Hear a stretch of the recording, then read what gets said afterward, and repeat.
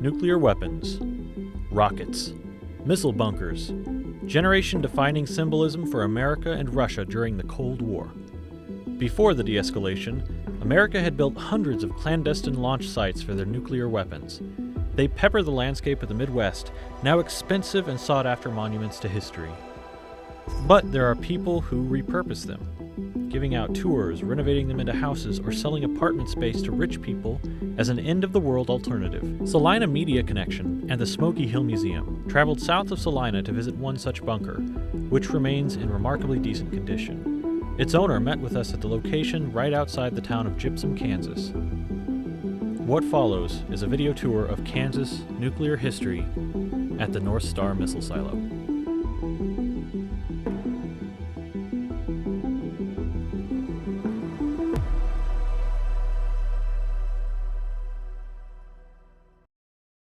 So, I don't know, so I'll go through a little bit more about that. They bought the land from the neighbors and then they start digging these things.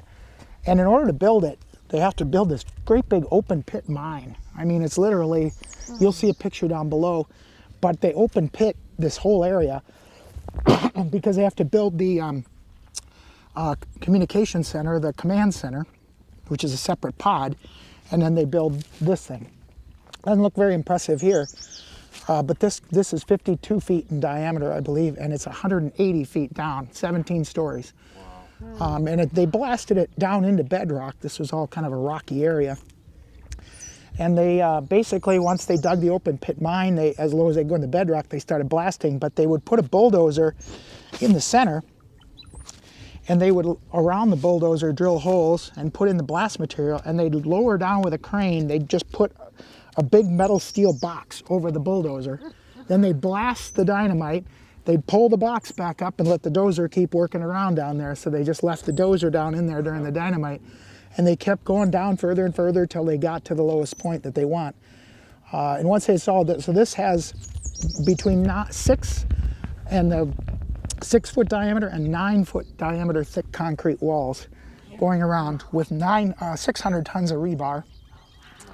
And it's epoxy-based concrete, so it really will never degrade. You're standing on, it's about 9 feet thick on the surface. And these doors, so these doors are 3.5 feet thick. And they open one side at a time, this side first. Excuse me, and then the other side.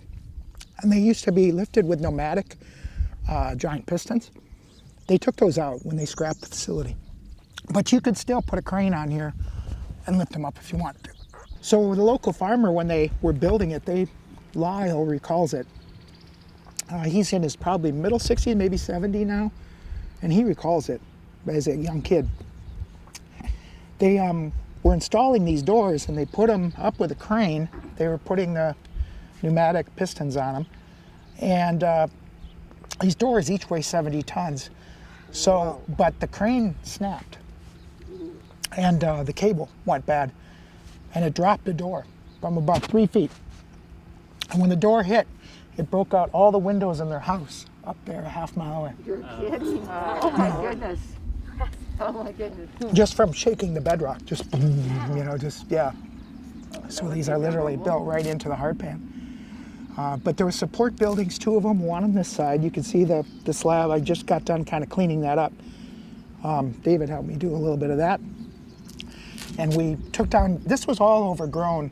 Trees everywhere around here. It was just kind of covered over. You couldn't really even see what it was like here when I bought it. The grounds were all roughed up. There was an old motor home that was collapsed and falling, or not mobile, a mobile home. And it was falling apart. But this was just for dry storage and equipment and things like that. This particular house, or this big Quonset over here, that building, but this one was where they had living quarters in it for the second group of individuals. There was a rotation shift. They would go down for 48 hours and then come up for 48 hours, and a new crew of 5 would go in. So 5 and 5 would just keep rotating. The guys get locked down in below, so they were locked in for the 2 days. Wow. And they would just live down there. So there was living quarters there, and then there was living quarters here for the rotation. And then there was more support people up above doing things. There was fuel tanks in the ground. They're gone now. They were over here on this side. Alongside these trees, you can see kind of a ditch, and there's another ditch over here that we put our trees into and burned our trees that we had to burn. But there were fuel tanks there, and then there were water tanks over behind these trees right over here. You can see there's kind of depression where those trees are. They took those out. There was about 40,000 gallons of water storage there for drinking water, but also using water. There was a water station over here where they had a well, but there wasn't much water at this location. I think they brought rural water here very early. There's not much groundwater here. For some reason, this area with the stone and the rock and different formation, they didn't run in the water they need. They really use the water just for cooling and air conditioning, temperature control down below. They kept it a constant temperature, although it's funny, this being built down the earth right now, it stays at a constant temperature. Right now it's about 57 degrees, about as cold as I've seen it because you had such a cold winter. You had that big stretch. But usually it's about 60 to about 74. That's about it. It stays that throughout the whole year. It doesn't change much because it's down so far in the ground. But they did use the water for air conditioning, and then they would pump it into that. Behind your vehicle, there was a building. That block is new up there. Someone was going to build a shed or something. But that was like a water treatment facility. They would take out the air conditioning water and flush it, and then it would go into a settling pond on the other side, so it wouldn't go into the creek right away. So you see the small ones with the bolts on them. Yeah. So there's a number of those, and they go all around the facility. Those were a very crude, or not crude at the time, it was very advanced way of detecting someone walking on the property. So it was a laser, not a laser beam, but a sound or infrared beam. I think it was infrared, that would beam between each of those locations, and if someone walked through it, it would trigger some sort of an alarm. They had this area, 5 acres, from about the tree of the corner down there. There was an old gate entrance crossing the road. So they had 5 acres here. There was fenced in with a 7-foot, 8-foot chain link that you might expect with a wire on top of it. So it was like another perimeter. You had a gate down below, then you had another gate and a guard down there, and then you had this perimeter this thing would turn on at night, and if someone would break the beam, they would wake all the people, and they'd come out with guns ready to go. So it was kind of that, but amazing how much protection. I mean, that was pretty advanced back then. We'll show you that. We'll walk that way and go on the other things on the site. But here you can see there's fueling ports over there to fuel the rocket. They fueled it with liquid oxygen and kerosene. The rocket itself was about 85 feet tall, which was massive. But it only weighed about 14,000 pounds when it was empty, so just a little bit more than a car, like maybe 2 vehicles. But filled, it weighed 270,000 pounds. So it was basically a flying gas tank, just basically is all it was. It was liquid oxygen and kerosene that would mix together and form the rocket.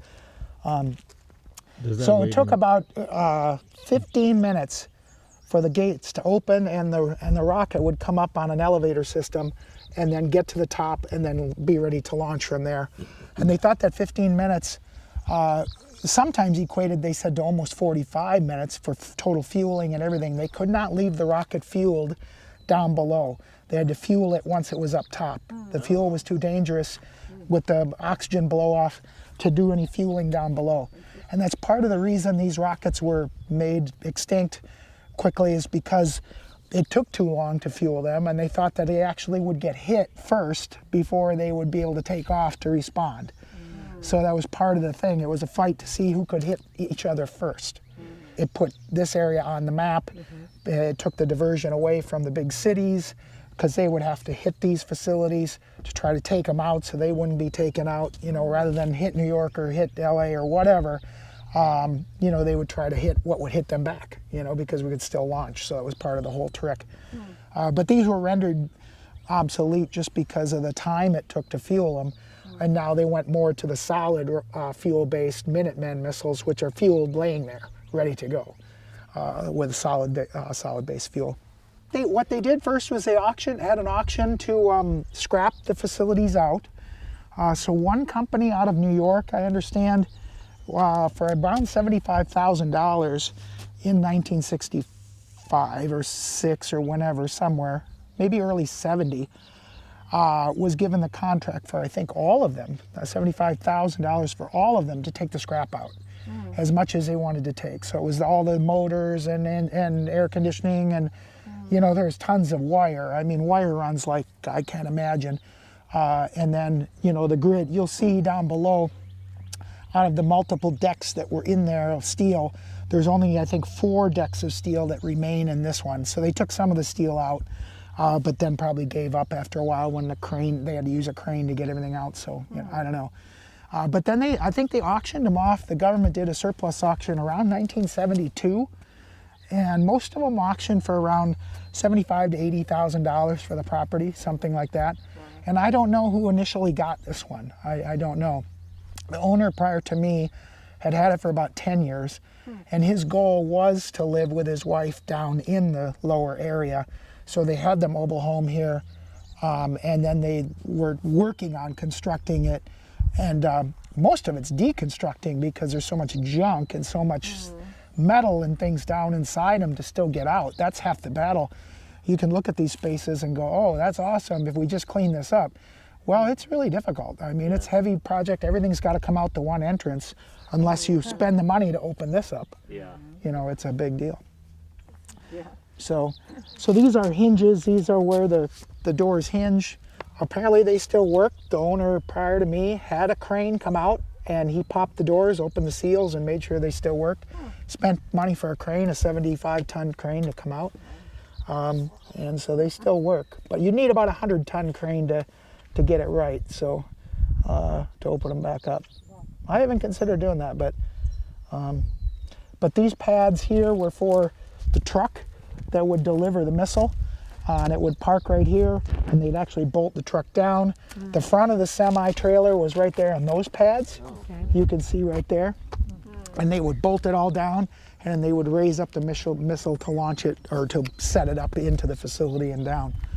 There was some talk that they didn't know for sure if this facility had a warhead on the missile or not. The neighbors believe they saw it, that they believed it had a tip. Some of them kind of never got to that point.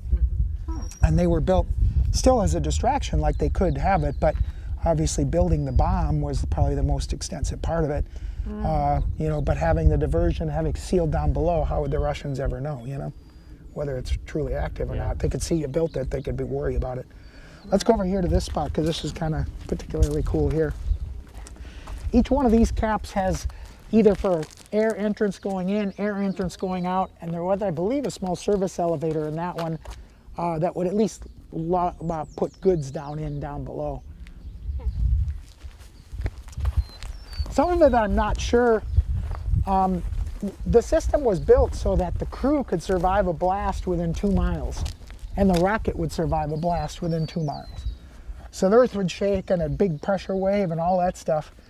But it's funny because the facility I looked at up in north of Minneapolis, there was an AT&T facility, that had on the air intakes, which those air intakes, one is the candy cane there, the other is the airport here, and it had a candy cane on it.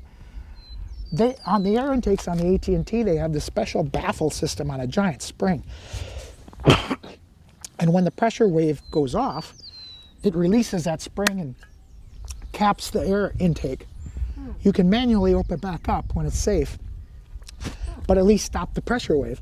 These don't have that. So I kind of don't know if that pressure wave would have blown them out inside there anyway.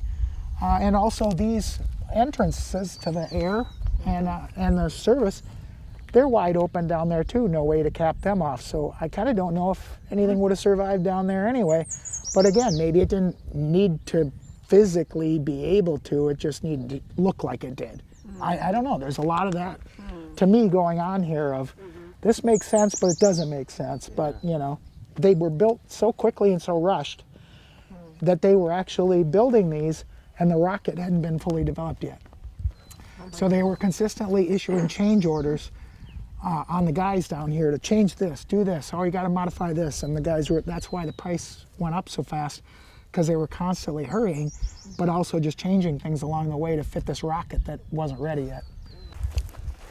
But the rockets didn't have a guidance system back in 1962 or whenever they were activated. They didn't have, they had like a compass, like a gyro compass on them. That was about it, and they could tell you which direction north was, and that was about it. So this is a tube that goes directly to the bottom of the rocket, and the rocket has a connection onto it, onto the bottom of this tube. And this tube is angled directly at the North Star. So the North Star shines down the tube, and it actually confirms north for their guidance system, which to me was awesome. I mean, that's like, what amount of work to put this tube down here at the angle and have it exact angle of the North Star. Like, I mean, it's exactly right there. And the North Star, which you got to pick the right star, obviously, when you're constructing it, and then bury it all in and all that. But anyway, that's what it was for. So that says directly north. I haven't figured out what they took out of here, whether it was probably a survey marker showing direct north or whatever, but or you know, they surveyed it first and then angled it. I don't know what they did, but I'm going to open it up and check the tube one of these days and see if it's still, you know, at that angle, or you know. But that's what the plans say it's for, is confirming North Star. In case a bomb went off, everything was devastated, or maybe there's a fire. I don't know what they would do, but what it was for that way. But they have a hatch down below, so it's 20 feet below is their ceiling. And there's a hatch down below that they would open, and then there's a ladder in between. There's 4 tons of sand inside this tube that was poured in there as a protective buffer, so that they had to open the hatch, let the sand fall down, and then they could come out and crawl out as a protected buffer. So over there, that one that looks kind of like a missile tip sticking out of the surface, that's a VHF antenna. And that was able to communicate back to Salina, to the main base, where it could receive orders. And then also it was used short term to communicate to the guys on the ground with walkie-talkies. So that's all that is, an antenna that was designed to hopefully make it through the blast. But if it didn't, the other silo that's down below there with the metal on it, that's actually just an antenna silo. And it was built flat like that with nothing on top. So when the blast would go off, it would wipe that out, but then a rocket charge down below would launch a 30-foot antenna out of that box down there, and it would stand up and be ready to communicate again. So it was a backup antenna. So in case they hit first, this survives, they can still communicate, hopefully, back to Salina. And they each have one of those emergency, call them rocket launch antenna, that would come up and hopefully be there. Was in charge of just this one, or 12 of them. 12. Yep. So, and they're all about 20 miles apart. The next closest one here is up in Abilene, up on Fair Road. And then, you know, Chapman and McPherson and all that. They're about 20-mile blocks apart, somewhere about that. This manhole here is a switch. It's a terminal for wires to come in and out, and it goes from here over to that radio antenna, and then wires go in the other direction. It's kind of just a wire switching area in the ground, so they could either make new connections, or I think most of these wires tended to come through there.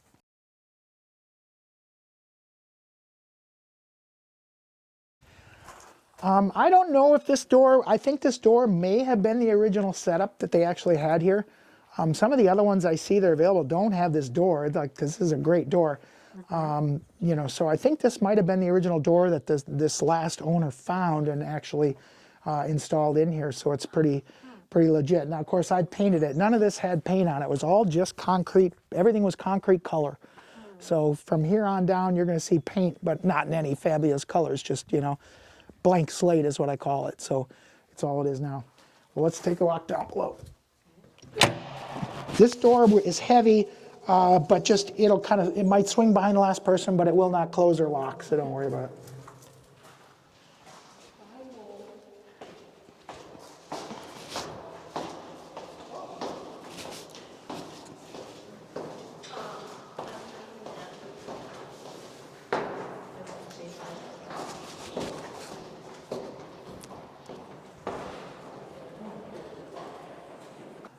So they assumed that door would be blown off. So this hallway is designed with a zigzag on purpose, so that the blast would actually be deferred a little bit and be protected from the next set of doors that goes into the facility. It's gonna be echoey.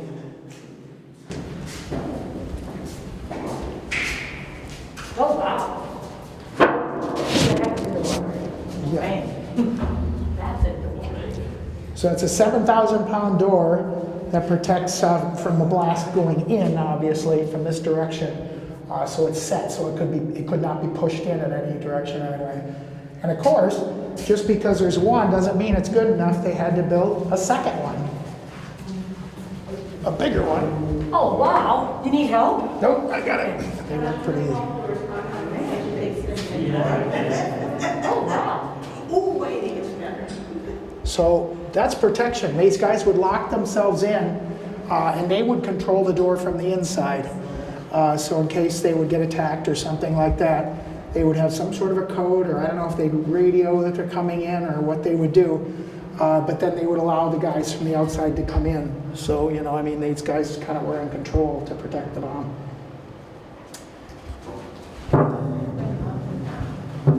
Lots of steps, just take your time. You betcha.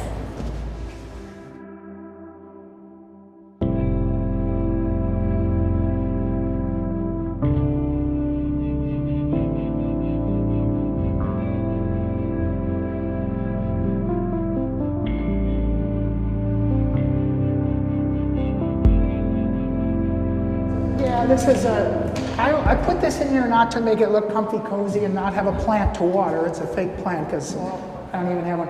But it was to give scale in the photos a little bit to show you how big things were. Now this is the first level of the Launch Control Center, and on the map you can see us in here at the size of the facility and where we're at. We just came down these steps right here. We're in this level right here. Okay. So this was a launch control that controlled, but this section of the launch control, the upper section, was where there were sleeping quarters, showers, a little rec room, and a kitchen, you know, to where they could kind of more their living space, where they would live and things like that. None of these walls were in here. There was different walls. They had separating partitions, but all that was taken out, and it was a blank slate. The last owner started building what would be his home down in here, and I left it here just because it was functional, but also it just gives you, you know, you can still do what you want, but at least shows you how it could be developed in some way.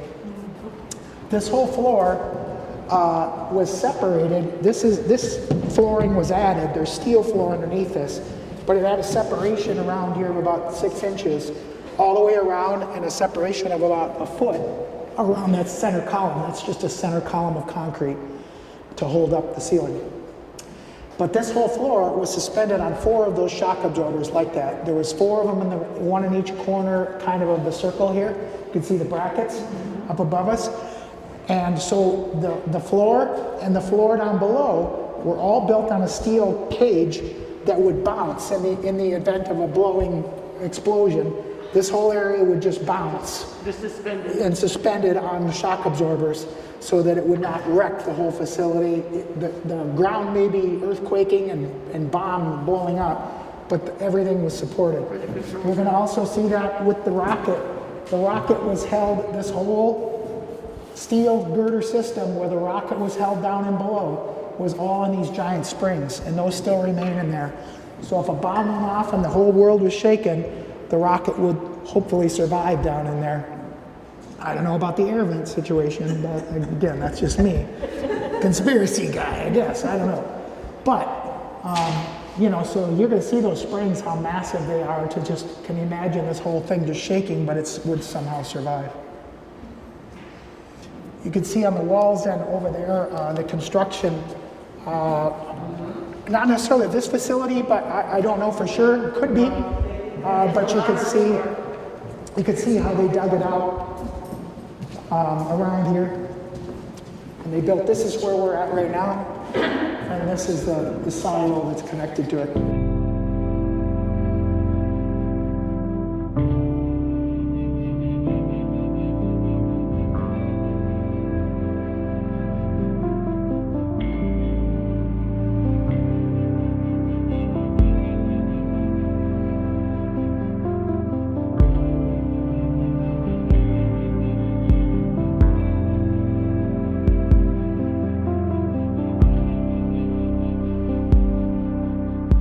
There's no handrail from here on out, so please lean toward the inside and just take your time coming down.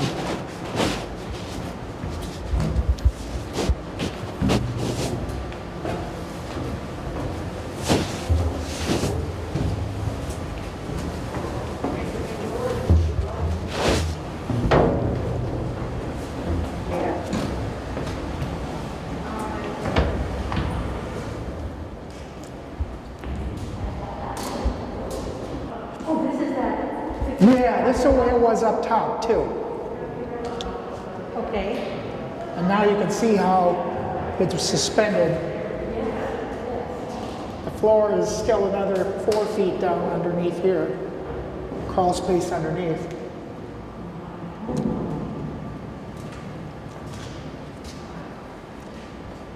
Now this was the working area where they had all the electronic equipment and boxes with switches and knobs. The box for the launch code keys, that's the original box there. And I left a little tape up on the side of it but there was another door on the outside. There was a lock, then there were 2 locks, and they had separate guys with separate codes to get in there. And then inside there was a piece of paper supposedly with a launch code on it, but it had to match what the radio guys called in. They would call and give a code, and I think maybe there was multiple codes. I haven't really broken that all down, but they would have to get a signal with one of those codes on it and then be able to enter it in the system.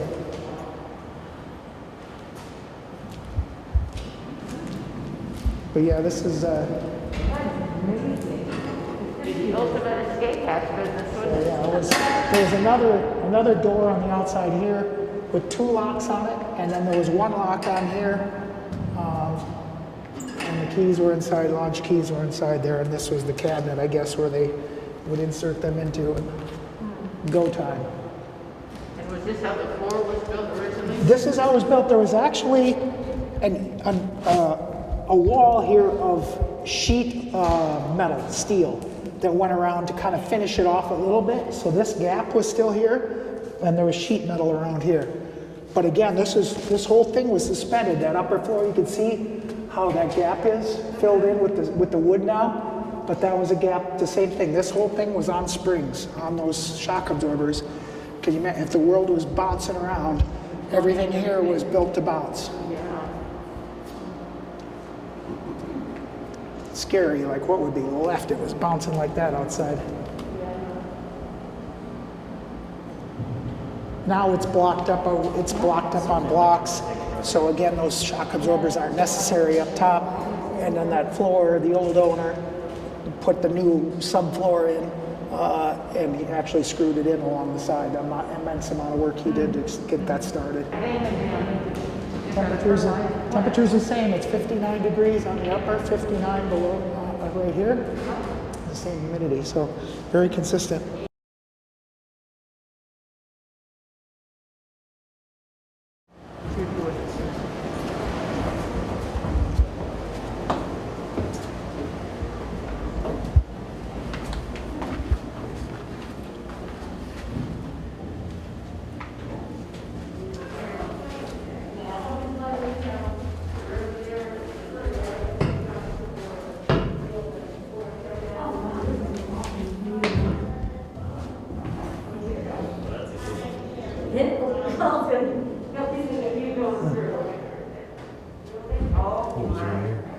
This all just wire runs.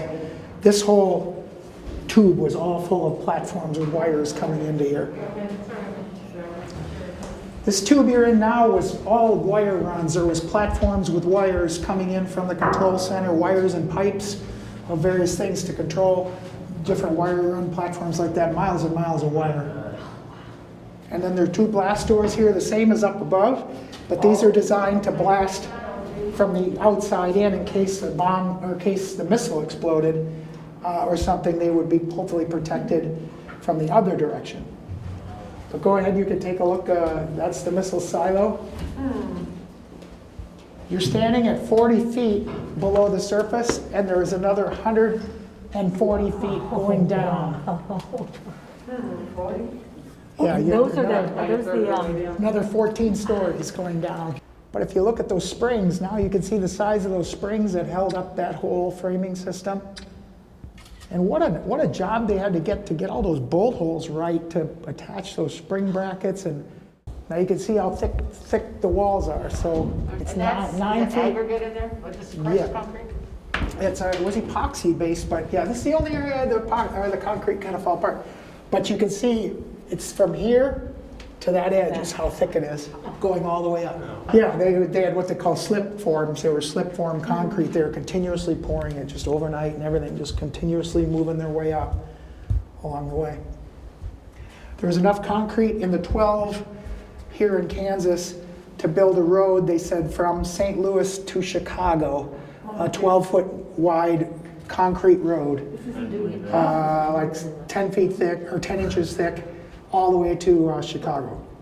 Tops of those up on top? The On either side, the little... Oh, no, those are just the brackets for the pneumatic, those are just the brackets. Just a bracket? That's a bracket just to hold the shock absorber, yep. Okay. Yep. So these aren't the shock absorbers? Well, yes, those are shock absorbers for the rocket. No, I'm talking about the pistons to open the door. Gotcha. That's all. That's a giant bracket. They had a piston that attached to the center of the door, and then that piston would push up, and it would lift that door, open the door. And this is part of an air duct or something? What is? Yeah, that's part of an air duct system, and I don't know where it's fed necessarily. It looks like it's fed, I think, behind us. Yeah, that's something comes yes, off that one comes over our head.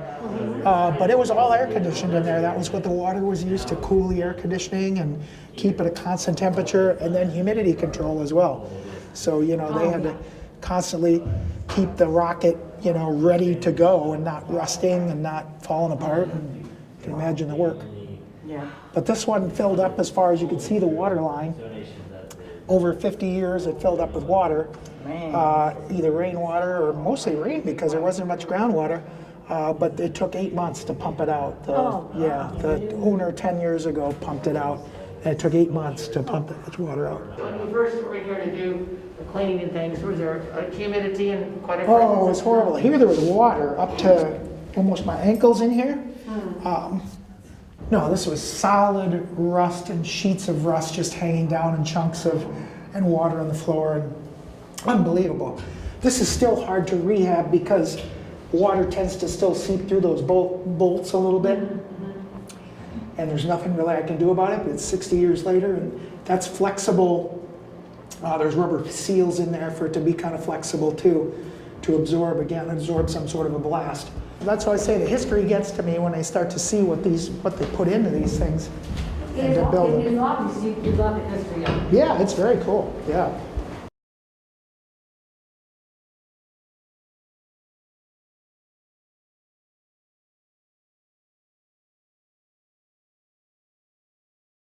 I'm intrigued by that.